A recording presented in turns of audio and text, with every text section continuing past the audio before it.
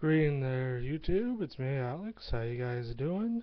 And I'm giving this really awkward close-up because I'm going to be doing some manual webcamming here in order to try and show you off a trick that I learned, from my own weird habits of thinking. Anyways, the concept was to instead of using the D20 and the stag numbers because you have a probability chance of doing it, therefore it's more math focused.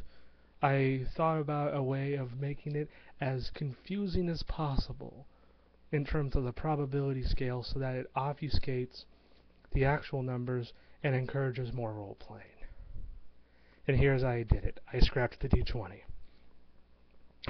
Okay, so in order to give you a better understanding of this here, what I did is every +1 modifier that you get for like strength, dexterity, all that kind of stuff, I added a simple old D6 there, and I got the big die out there so that way it's much easier for you guys to see.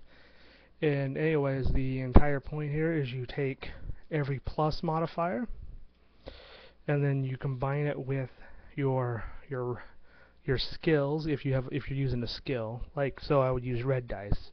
It's important to use different colors so that way you can separate the progression of each die roll. And then finally I use another color. I'm using black this time to represent the challenge. So I'm not going to not make this so awkward, and I'm going to look down so I can show you how it progresses further. Yeah. Alright. So there's my mouse in the way. And what we're going to do here is just going to show this off here. Hopefully, yeah, looks like you guys can see pretty well.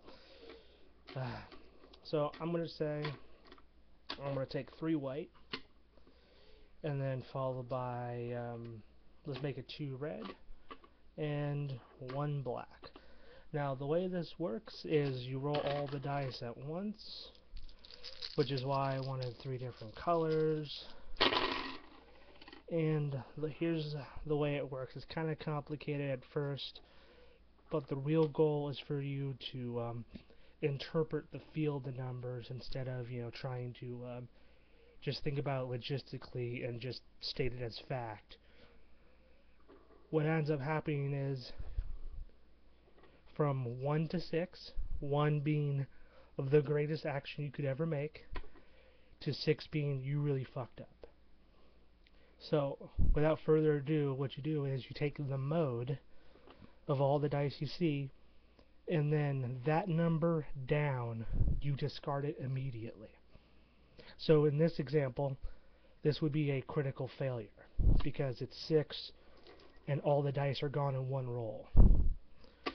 But, let's get this again, and wow. Another critical failure. I mean, this goes to show you how fickle these dice could be, because it's the mode, so the highest number going down, no dice left. That's a critical failure. But let me just manufacture some numbers here, so that way it isn't as bad. Yeah, there we go. So, yeah, the mode is 4. There are 2 other dice here, and there's 1 remaining. So 4, 2, 1, remove all these numbers, and you're just left with a positive 6. That means you succeeded, because the black die was your penalty. If the black die was attached to the white, if they were left over in the pool, they cancel each other out, and if you have 0, you fail your dice roll. Now, the reason why this is so useful, because I've actually I've done this in several games, is it really requires people to actually think about what their decisions are. Because if you look at the different colors, like to represent a skill or something like that, in this die roll, it's 2s and belows. So what happens is the black 2 represents that the guy really kicked your ass in terms of like what could have happened, in terms of when you made your decision. Your skill showed that it helped you, it was the reason for you succeeding. And then the white 1 means you got really lucky. You were exceptional in your decision making. And then it was your average efforts enforced the opportunity to do your decision making. So yeah, that's how it works overall.